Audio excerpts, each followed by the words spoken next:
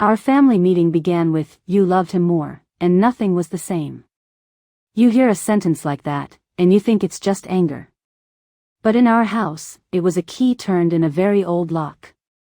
We were all there that Sunday, my 3 grown children, 2 in-laws, a couple of grandkids trying to keep themselves busy in the den, and me, the old woman who had thought love alone was enough to hold a family together. It turns out love, without truth, can build very crooked walls. Before I tell you what happened in that room, how we unmasked favoritism and tried, with trembling hands, to stitch something new, I have to take you back. Because favoritism doesn't begin at a family meeting. It begins in small rooms, on quiet nights, with tiny choices that feel harmless at the time.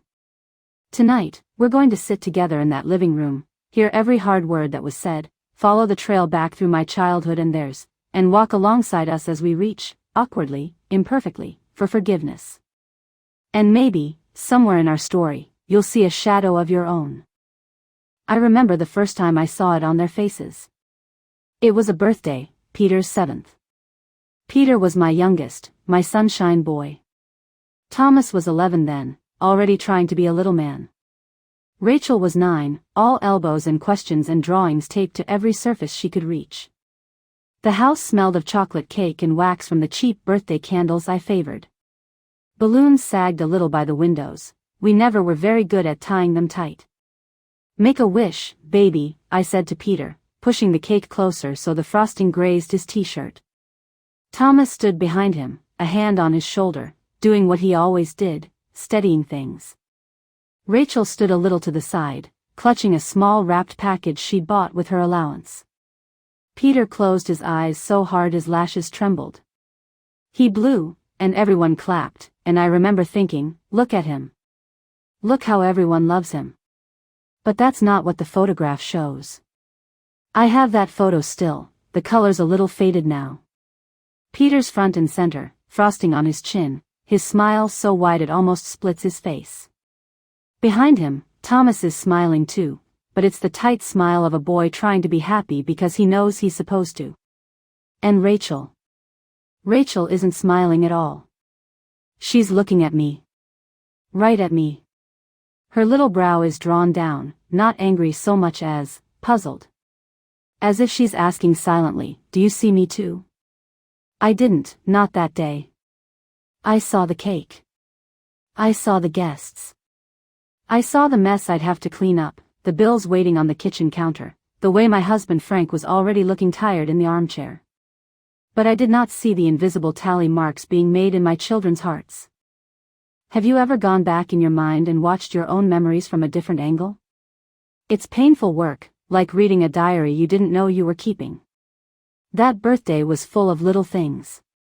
Peter's gift pile was taller than his body on that chair. From us he got the shiny red bicycle we couldn't afford when Thomas was 7. We told ourselves, we're in a better place now. We're making up for the past. But Thomas heard something else. On some quiet, private frequency only children can hear, he heard, "You got the second-hand one. He gets the new." Rachel's gift that day was a drawing. She had taken a plain wooden frame from the thrift store and painted little stars all around it, then drawn herself and Peter holding hands underneath the words, "Best little brother." "Do you like it?" she asked, watching my face like her whole world depended on it. "It's beautiful, sweetheart," I said, but I'd already turned my head because Peter was shouting over me, "Look, Mom. Look at my bike." Everyone came outside to see the bike. We didn't come back in to really look at that drawing for days. By the time I noticed it propped on his dresser, Rachel had stopped asking whether Peter liked it. That's the thing about favoritism, it's not always loud. Sometimes it's in who gets your full face and who gets the side of your head. Who gets the new and who gets the leftover. Who gets defended and who gets dismissed with, "You're stronger, you can handle it." Subtle favoritism is the extra kiss at bedtime when you're exhausted and only one child happens to be in the room. It's the, "He's just little," when the younger one breaks something, and the, "You should have known better," when the older does the same. Overt favoritism, though, that's sharper. That's the way I bragged about Peter's soccer goals to every neighbor while Thomas's straight-A report cards yellowed on the fridge. One November, Rachel brought home a painting. She had spent weeks on it, an old oak tree, sprawling and dignified, with a tire swing hanging from one of the branches.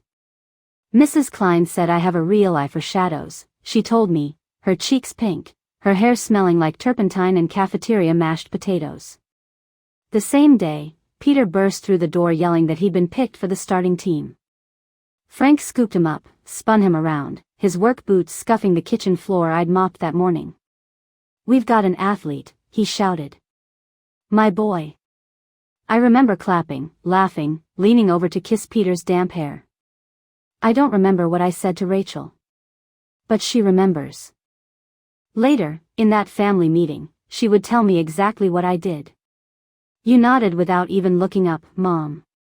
You said, 'That's nice, honey,' while you were chopping onions. You never even turned around to see the tree." I had told myself for years that I treated them all the same. But sameness and fairness are not the same thing. Thomas was the responsible one. The fixer. When the washing machine flooded the laundry room, I yelled for him, not Peter. When Frank's temper flared and words got sharp at the dinner table, it was Thomas the first sent to check on his father, not Rachel. "Your brother is sensitive," I'd say when Peter frowned. "Your sister is sensitive. Your dad's under stress," I'd explain. "We need you to be strong." What does a child do with that, being told, again and again, that his feelings are too heavy to add to the family's load? Do you know what it feels like to grow up as the strong one, or the golden one, or the invisible one? Those roles sound small, but they're like tight shoes worn for decades. Eventually they warp the bone. Peter was the golden one, though none of us used those words back then. He was our baby, even when he was taller than me. He was the one whose mistakes we patted, whose failures we reinterpreted as experiments. Rachel was too sensitive. That's what we said when she cried because Peter had gotten the last slice of pie, or because Frank had stayed for his whole game but left her choir performance at intermission. And Thomas. Thomas was the one no one worried about. Which meant he carried everyone. Invisible scars don't show up in old family albums. They show up later, in stiff shoulders at Thanksgiving, in carefully neutral texts, in how long it takes a grown child to answer when you call. For years, I told people we were close. We had Sunday dinners. We sent birthday cards. No one was in prison, no one was on the streets. By the usual measures, we were fine. But fine can be a mask stretched over a slow, quiet fracture. And ours ran right through the word favorite. The family meeting didn't come out of nowhere. Most eruptions don't.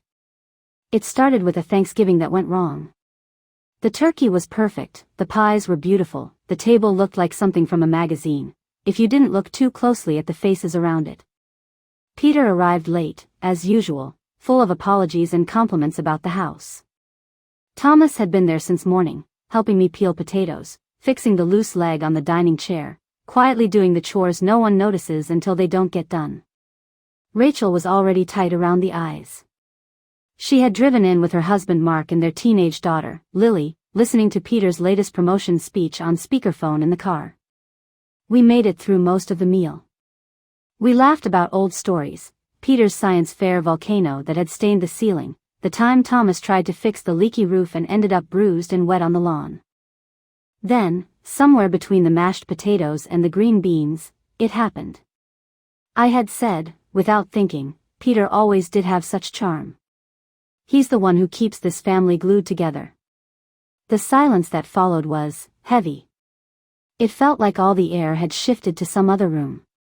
Thomas set his fork down very carefully. Rachel's eyes went glassy, but she smiled, that hard little smile she'd perfected by then. "Yeah," she said, her voice too bright. "Peter's the glue. Who else would it be?" I laughed, trying to keep things light, completely missing the way Thomas's jaw tightened. "Your brother knows how to make time for people." It was a stupid sentence, small and thoughtless. But sometimes small, thoughtless things are just the last pebble that tips the avalanche. After dinner, I found them in the kitchen. Not my children, my grandchildren. Lily and Thomas's son, Aaron, we're loading the dishwasher. Why do they always act like Uncle Peter's a hero? Lily muttered. I don't think she meant for me to hear. Aaron shrugged. Grandma just likes him best. Everyone knows that. I stood there in the doorway, dish towel in my hands, feeling like someone had reached inside my chest and squeezed. When your grandchildren say the thing your children never dared to, you can't pretend you don't hear it. The pattern had reproduced itself, right under my nose. That night, after everyone left, I sat at the kitchen table with a cup of tea gone cold. The house was too quiet. The chairs still held the warmth of bodies, the air still had a trace of gravy and perfume. Frank was long gone by then, 5 years in the ground, his absence a different kind of weight. I thought of Thomas, driving home in the dark with his wife, talking quietly so the grandkids in the back seat wouldn't hear. I thought of Rachel, maybe crying in the shower the way she used to at 16, water covering her sounds. And Peter, maybe humming along to the radio, never suspecting that his name tasted like rust in his siblings' mouths. Enough, I whispered to the empty kitchen. Enough pretending. Have you ever reached a point where you knew that if you did nothing, you would lose something you could never get back? That night was mine. The next morning, with hands that wouldn't stop shaking, I picked up my phone and typed out a message in the family group chat. I would like us all to have a family meeting at the house next Sunday. No spouses, no grandkids for the first part. I need to talk to you. It's important. I stared at it for a long time before hitting send. My finger hovered like it weighed 100 pounds. Peter replied first, of course. Sure, Mom. Everything okay? Thomas's response came almost 10 minutes later. Okay. Rachel didn't answer for almost an hour. One condition, we actually tell the truth this time. I sat there, feeling that line settle over my shoulders like a coat I might not be strong enough to wear. Sunday came gray and cold, the sky heavy with a threat of rain. It felt right, somehow, that the weather knew what we were about to do. I set the living room up like a small circle, no one at the head, no one at the foot. Just 4 chairs facing in, one for each of them, one for me. I made coffee, set out a plate of shortbread cookies because I didn't know what else to do with my hands. When you've spent decades nurturing with food, it's hard to arrive at a gathering empty-handed, even if what's really needed can't be baked. Thomas arrived first, as he always did. He stood in the doorway, taking in the circle of chairs, the plate of cookies, the careful tidiness of the room. So we're doing this, he said. Not a question. Yes, I answered. We are. Rachel came next, wrapped in a large sweater like it was armor. She didn't sit right away. She walked around the living room, touching the framed photos on the wall with careful fingers, our wedding picture, the kids at the lake, Peter in his soccer uniform, Rachel at her college graduation, Thomas in his cap and gown. Funny which ones got hung up, she murmured. Peter came last, a few minutes late, eyes flicking from Thomas to Rachel to me. What's going on? He asked, trying on a joke like a mask. Is someone dying? In a way, Rachel said, finally sitting down. I think something is. I cleared my throat.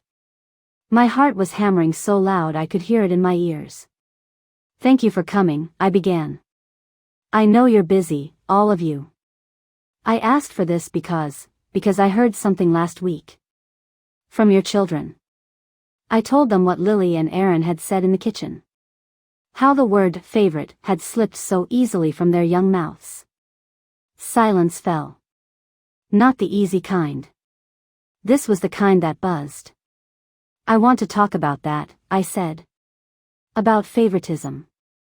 About how you grew up. About what I did, and what your father did, and how it felt for each of you. I want us to say the things we've never said. Peter frowned. Mom, kids say things. It doesn't mean. Thomas cut him off, quietly. Let her talk. I took a breath. I need some ground rules, I said, reading from the crumpled note I'd written the night before. 1. We speak from our own experience. No, you always, you never. Just, I felt. 2. We don't interrupt, no matter how badly we want to defend ourselves. 3. Whatever is said here, stays here. No going home and using it as ammunition with spouses or kids. Rachel gave a short, humorless laugh. So it's like group therapy. If it needs to be, I answered. I don't want to leave this earth with all of this unsaid. Have you ever set rules you weren't sure you could keep yourself? I was asking my children for a kind of courage I wasn't sure I had modeled for them. Who goes first? Peter asked, still uneasy. Rachel, Thomas said, almost immediately. She's been waiting the longest. Rachel looked startled, then wary, then resolved. Fine, she said. I'll go first. She took a deep breath, twisted the ring on her finger once, twice. Then she lifted her eyes and fired the first true shot of the afternoon. You loved him more, she said, looking straight at me. You loved Peter more. The sentence hung there between us like smoke. There it was, the thing no one had ever said in plain language, suddenly in the air where we could all see it. Peter bristled. That's not fair, he started. Remember the rules, Thomas murmured. Rachel's voice shook, but she didn't stop. I grew up in a house where the sun rose and set on Peter. Where his trophies lived in the living room and my paintings stayed in my room unless I carried them out myself. Where Dad came to every one of his games and left half my performances early. Where when he messed up, it was, boys will be boys, and when I messed up, it was, why can't you be more like your brother? I don't remember, I began, instinctively, and then shut my mouth. The rule. No interruptions. Rachel's eyes filled, and she swiped at them angrily. I felt invisible unless I was being compared. I felt like a background character in my own house. And when I did say something, I was too sensitive. I started to believe it, that my pain was just a personality flaw. Ratch, Peter whispered, sounding younger than I had heard him in years. She turned on him. And you? You weren't a villain. You were just the one everyone orbited around. You got the storybook childhood at the same address where I learned to disappear. The room was thick with unshed tears and unsaid words. Thomas cleared his throat. When you're ready, I said softly, I'd like to hear from you too, Thomas. He stared at his hands for a long moment. Then he nodded. I wasn't invisible, he said. I was a tool. A bridge. A little husband for you when Dad checked out. The word hit me like a slap. Little husband. You leaned on me, Thomas went on, for everything. Fix this.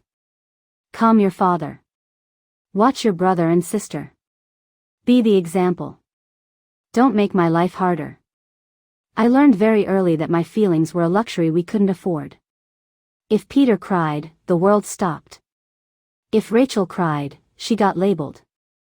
If I cried. He stopped. His throat worked. If I cried, it scared you. So I stopped. Have you ever realized, too late, that what you called help was actually a theft, from your own child? Peter shifted in his chair. I didn't know, he said quietly. I didn't know you both felt like that. Rachel barked a small laugh. You didn't have to know. That was the whole point. The whole house was organized around you not having to know. Peter flinched. He turned to me, eyes desperate. Mom, tell them. Tell them that's not what we meant to do. I swallowed. Every instinct in me wanted to fix, soothe, correct. But that was the old way. This is not about what we meant, I said, my voice barely more than a whisper. It's about what you lived. And for the first time in my life, I sank back in my chair and let their truths stand, unedited. It would be easier, wouldn't it, if favoritism started with us? If we could point to one generation, one couple, one decision and say, there. That's where the poison began. But wounds like this have roots that go deeper than one lifetime. As my children's stories poured out, I realized we weren't just talking about our house, we were digging up an old, tangled family tree. Rachel had finished speaking, spent and quiet. Thomas had shared his years of quiet duty. Peter, still reeling, had begun to whisper his own story, not as the favored, but as the boy who knew, deep down, that the pedestal was a lonely place. I hated being the favorite, he said finally, surprising us all. Not all the time. A lot of the time it felt good. But sometimes, he shook his head. Sometimes I wished you'd yell at me the way you did at Thomas. It was like I could do no wrong, and that sounds nice until you realize no one thinks you're capable of more. He looked at Rachel. When you got accepted to art school, Mom cried because she was proud. When I got into that business program, she cried because she was relieved. Do you know the difference? Of course I do, Rachel said softly. The words swirled around us, thick with blame and regret and bewilderment. Then Thomas did something I hadn't expected. He leaned back, looked at me over steepled fingers, and asked, Mom, what was it like for you? Growing up. Who was the favorite in your house? I blinked. I hadn't prepared for that. In all my planning for this meeting, I'd imagined their accusations, my apologies, maybe a few awkward hugs. I hadn't imagined tracing the line backward, through my own childhood. But there we were, that question hanging between us. My brother, David, I said slowly. He was the favorite. The room quieted in a different way. The air felt not just heavy, but ancient. My mind slid back decades, to a little house with peeling paint and a mother who always smelled like menthol and worry. Your Uncle David could do no wrong, I said. He got the first piece of chicken, the new winter coat, the last slice of pie. Our mother used to say, he's our chance. And you? Rachel asked quietly. I took a breath. I was the helper. The one who made things easier. My mother used to say, Evelyn will manage. When my report cards came home, she scanned them for trouble. If there was none, she set them aside.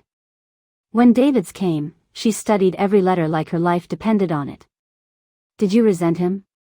Thomas asked. Yes. No. Sometimes. All the time. I resented the way she looked at him, I said. Like the sun rose and set on his decisions. I told myself I was stronger. I told myself I didn't need the attention. I wore dependable like a badge because it was the only way to feel special. The words tasted like dust, buried for so long. Peter shifted. So you made Thomas your helper, because that's what you knew. It wasn't a question. It was a softly laid truth. I closed my eyes for a moment.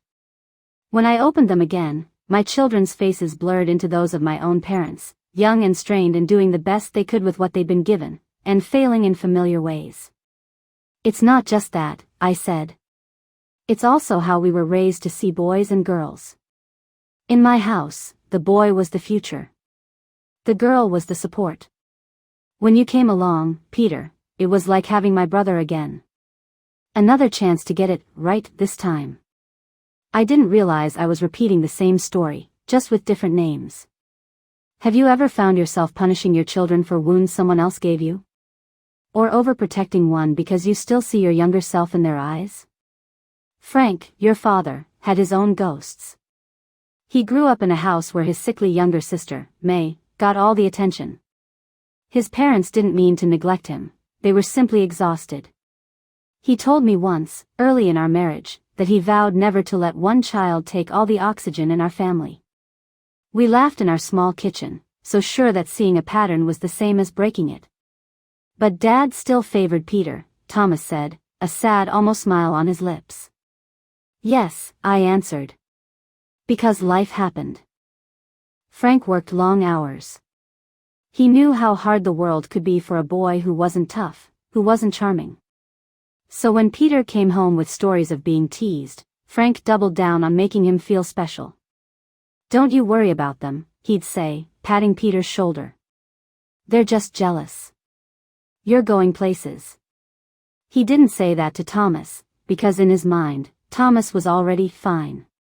He didn't say it to Rachel, because in his mind, a girl's safety depended more on her being sensible than special. The roles we played weren't invented in our living room. They were handed to us like costumes from our parents, who had gotten them from theirs. Oldest child as the extra adult. Middle child as the negotiator or the overlooked. Youngest as the baby, protected and sometimes suffocated by everyone's projections. Layered on top of all that were the pressures of money. When you were little, we were always one bad month away from losing the house. It's hard to see your children clearly when all you can see are the numbers in your checkbook. That's why you pushed me so hard, Thomas said slowly. Because you thought my success would save us. Yes, I whispered. And it did, in many ways. You got the job with benefits. You helped with the bills when Dad was laid off. I leaned on you like you were a second-wage earner, when you were still a teenager. Rachel swallowed. And me? What did you think I was? The question cut. Not because I didn't know the answer, but because I did. I thought you were a dreamer, I said softly. And dreamers didn't seem safe to me. Art didn't pay the bills. I was afraid if I encouraged it, you'd end up poor and hurt. So I tried to bend you into something practical. And in doing that, she said, you made Peter's dreams sacred and mine silly. The truth landed like a stone between us. Peter leaned forward. And me? You said I reminded you of your brother.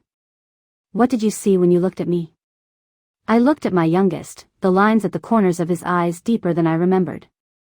I saw a boy I couldn't bear to see struggle the way David did, I said. I saw every time my mother chose him and still he felt like a disappointment. I wanted to protect you from that pain so badly that I padded your world. I wrapped you in praise even when you hadn't earned it, because I thought love meant cushioning you from consequences. And in the process, Thomas said gently, you dropped more weight on everyone else's shoulders. We sat there, 3 generations thick in that one room, my parents' voices echoing in my choices, my children's pain echoing into their own kids' lives. Rachel spoke first. I see it now, she said. Lily is me. Sensitive, artistic, always testing the wind in the room. And I overcompensate. I go too far trying to make sure she never feels sidelined. Sometimes I ignore Aaron's needs because I assume he's fine. I'm doing to him what you did to Thomas. Thomas nodded slowly. And I lean on Aaron. He's the oldest. I catch myself asking him to watch his sister, to help with the yard, because that's what I did. I call him my little man, and I can see now how wrong that is. What about you, Peter? Rachel asked, her tone less sharp now, more searching. He sighed. I spoil my kids, he admitted. I want them to feel special all the time. I throw money at problems. If they're sad, I buy them something. I can see how that's familiar. We all looked at each other, 3 adults suddenly seeing not only our parents in ourselves but ourselves in our children. This has to stop, Thomas said quietly. The cycle, Rachel agreed. The favoritism, Peter finished. Somewhere outside, the first drops of rain began to tap against the windowpane, a slow, steady percussion. In that small living room, we made a decision that felt bigger than our 4 chairs. We decided to name the inherited behaviors, the old scripts, and to consciously lay them down. Not just for us. For the grandchildren who were already mimicking roles we knew too well. Naming the wound is only the first step.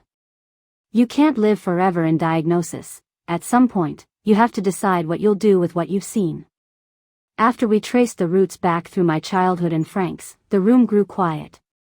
Not the suffocating quiet from earlier, something different. Like a field after a storm, still wet, but the air cleared. I looked at each of my children, my throat thick. I am so sorry, I said. People toss that phrase around so easily, I'm sorry, but that day, it felt like hauling a heavy stone up a hill. I am sorry, I repeated, tears burning my eyes, that I made any of you feel less loved, less seen, less important. I am sorry that I asked you Thomas, to be a man before you were ready. I am sorry that I dismissed your pain, Rachel, because it scared me. I am sorry that I put you on a pedestal, Peter, so high it separated you from your own brother and sister. I took a breath and forced myself to do something I'd never done before, get specific. When I bought Peter that new bike and you, Thomas, had ridden a used one. Thomas winced. You remember that? I remember the receipt, I said. I told myself we had more money by then, that it was just timing. But I didn't think how it would look. I am sorry I didn't make it right for you. I could have. I didn't. Rachel's lips trembled. And my painting, she whispered. I am sorry, I said immediately, my hand going to my chest. I am sorry I didn't turn around that day in the kitchen when you showed me your oak tree. I am sorry I let a pot of boiling water and a phone call drown out the most important thing you were holding. Your art mattered. You mattered. I see that now, and I wish to God I had seen it then. Her shoulders shook once, twice. I let them. I did not rush to wipe her tears away. I had wiped too much away in words over the years. And you, Peter, I continued. He looked startled. I am sorry, I said, for making you my second chance instead of my son. I am sorry that I fed you praise like sugar, quick and addictive, instead of the steady, honest nourishment of real feedback. I am sorry I didn't let you fail in small, safe ways. I am sorry if, deep down, it ever felt like I loved you because you made me feel like a better mother, instead of simply because you were you. The room was thick with emotion. I could hear the rain now, steady on the roof, almost like applause or maybe like God tapping his fingers, waiting to see what we'd do next. Have you ever received an apology that finally named what you went through, down to the small details you were afraid you'd imagined? That's what I was trying to give my children, not a blanket, sorry, but a map that showed I had walked back through those old rooms and seen what they saw. Thomas spoke first. Thank you, he said. It means more than you know, hearing you say it out loud. But I need to say something too. He turned to Rachel. I am sorry, he said to his sister, for all the times I minimized your pain. I thought my job was to keep the peace, to keep everything moving. When you cried, I told you to get over it because I was scared that if you fell apart, we all would. I see now that I helped silence you. Rachel stared at him, then let out a shaky laugh. You were a kid, Tom. I know, he said. But you were too. And you didn't get to just be a kid either, did you? You became the too much one, and I helped put that label on you. I'm sorry. Rachel wiped her nose with the back of her hand. Some things never change. Apology accepted, she said softly. Then she turned to Peter. And you, she said, her voice thinner. I have hated you. Not you, but the idea of you. The favorite. The chosen one. I have rolled my eyes at your stories, ignored your texts, skipped your invites, and called it busy when it was really bitterness. For that, I am sorry. Peter's eyes flooded. I thought you just didn't like me, he whispered. I didn't, she said plainly. But I'm starting to see, it wasn't really about you. Not the core of it, anyway. It was about what you represented. That's not fair. You were a kid, too. I'm sorry. Peter swallowed, his voice breaking. Ratch, I am sorry, too. For rubbing things in. For assuming you didn't come to my events because you were selfish, not because it hurt to sit in the stands and watch Mom and Dad light up for me the way they didn't for you. I'm sorry I didn't ask. I'm sorry I didn't see. The three of them sat there, decades of static between them crackling and then slowly, miraculously, beginning to clear. This is what understanding looks like, not agreement on every detail, but each person setting down their weapons long enough to see the wound under the armor. We practiced something in that room that day that we had never really done as a family, active listening. No eye rolling. No, you're remembering wrong. Just, what I hear you saying is. At one point, I repeated back to Rachel, you felt like my daughter only when you were useful or well-behaved. Is that right? She nodded, tears slipping silently down her cheeks. I said to Thomas, you felt like you only had value when you were strong and reliable, and you thought any weakness would break me. Is that right? He exhaled, his shoulders relaxing just a bit. And to Peter, I said, you felt like you had to always be the charming, easy one, and you were terrified that if you stopped being that, we would all see you as a disappointment. Is that right? He whispered, yes. Repeating their words felt strange at first, like reading from a script. But with each reflection, I saw something shift in their faces, a small unclenching, a sense of finally being understood instead of argued with. Have you ever felt the difference between, I'm listening so I can respond, and, I'm listening so I can understand? It's like the difference between standing in front of a mirror and standing in front of a window. Then came the hardest part, talking about forgiveness. Forgiveness doesn't mean it didn't happen, Thomas said, looking at me. Right? Right, I agreed. Forgiveness is not pretending this room never existed. It's deciding that the past does not get to drive our future. Forgiveness is choosing who drives the story from this chapter on. Rachel frowned thoughtfully. So it's not saying, it's okay. Because it wasn't okay. No, I said. It's saying, it happened. It hurt. And I choose not to keep drinking this poison every day of my life. Peter rubbed his hands together. But what if I don't know how? He asked quietly. How to forgive. How to be forgiven. You start small, I said. You start with a choice. And then you make that choice again 10 minutes later, and again the next time an old memory pops up. Forgiveness is a practice, not a moment. We went around the circle, each of us saying what we were willing to forgive, and what we weren't ready to let go of yet. I can forgive you for the bike, Thomas said with a half smile. But it still stings when I think about the way you looked at Peter sometimes, like he was magic. I can forgive you for dismissing my art, Rachel said, but I don't know yet how to forgive the years I spent hating myself because I couldn't fit into the mold you had for me. I can forgive you too, Peter said to his siblings, for the eye rolls and the distance, but it's going to take me time to fully believe that you actually like me, not just tolerate me because of Mom.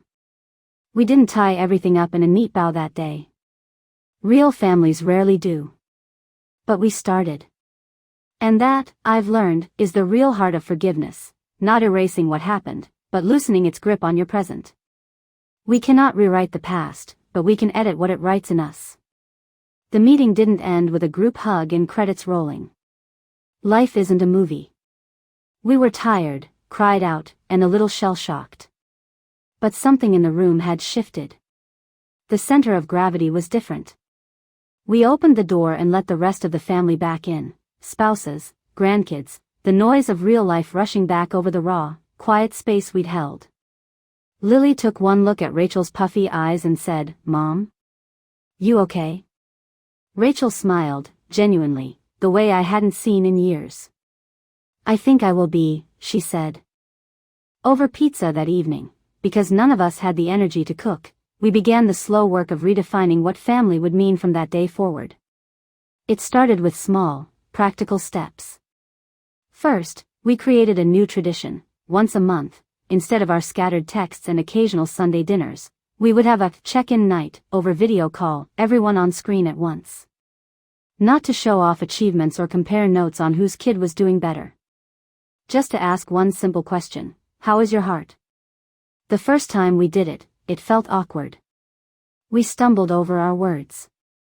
But over time, those check-ins became a little island of honesty in our busy lives. Second, we agreed on something that might sound small but wasn't. No more casual, favorite, jokes. No more, of course Grandma likes you best, said with a laugh. We had seen how those words landed on young hearts. We weren't going to pretend they were harmless anymore. Third, we made a very specific promise about the grandchildren. If we see someone being put into a role, the good one, the difficult one, the strong one, we will speak up, Thomas said. Gently. Even if it's uncomfortable. Rachel nodded. If I catch myself overcompensating with Lily, I'll name it out loud, she said. And I'll check in with Aaron more. Ask him how he's really doing instead of assuming he's fine because he's quiet. Peter chimed in. I'll stop bragging about my kids like they're extensions of me. I'll listen more when they tell me they're struggling, instead of just trying to cheer them up with stuff. We even involved the grandkids, in age-appropriate ways. At the next holiday, I gathered them around the kitchen table with markers and big sheets of paper. Draw our family, I told them. But not like a tree. Draw us like a circle. Everyone gets a spot. No one at the top or bottom. Their pictures were messy and bright and strange. Some drew us as planets orbiting the same sun. One of them, little Emily, drew us all holding hands in a ring. Who's in the middle? I asked her. She looked at me like I'd missed the whole point. No one, she said. That's why it's a circle. Out of the mouths of babes. At holidays, we changed the way we did praise. Instead of going on and on about one child's achievement while others sat there shrinking, we took turns, making sure every person in the room was celebrated for something specific, not just grades or promotions, but kindness, perseverance, courage. We also started asking for consent with stories. Before I shared some cute or impressive thing a grandchild had done, I'd ask, is it okay if I tell them about that? If they said no, I respected it. That small act taught them that they were more than the roles we wrote for them. Have you ever noticed how the smallest habits can change the whole atmosphere of a room? Little by little, our gatherings felt less like performances and more like home. The change in my children was subtle at first. Thomas laughed more easily, sitting down instead of always jumping up to fix something. Rachel started bringing sketchbooks to family events again, sometimes sharing her work without apologizing for it. Peter listened more, his eyes really on his siblings instead of on his phone, as if he'd suddenly realized he wanted to know them, not just be known by them. One evening, a year after the meeting, we sat around the same living room, watching the grandkids play a noisy board game on the floor. Rain tapped against the windows again, like it had that first day. Out of nowhere, Thomas said, I'm glad we had that meeting. Rachel nodded. Me too, she said. I don't feel that tightness in my chest every time Mom compliments Peter anymore. I mean, sometimes I still flinch, but now I know I can say, hey, that stung, and we'll talk about it. Peter grinned. And I don't feel like I have to be the entertainer at every gathering. Turns out you two are pretty funny when I shut up. I watched them banter, the old edge softened into something closer to teasing than warfare, and I felt an ache in my chest that was half sorrow, half gratitude. We had lost years to unspoken hurts. We couldn't get those back. But we were gaining something new, something I hadn't even known how to pray for when they were small. We were gaining honesty. We were gaining each other. Mom? Lily called from the floor. Who was your favorite when we were little? The room went very still for a beat, then everyone burst out laughing. I smiled, my heart steady. None of you, I said. And all of you.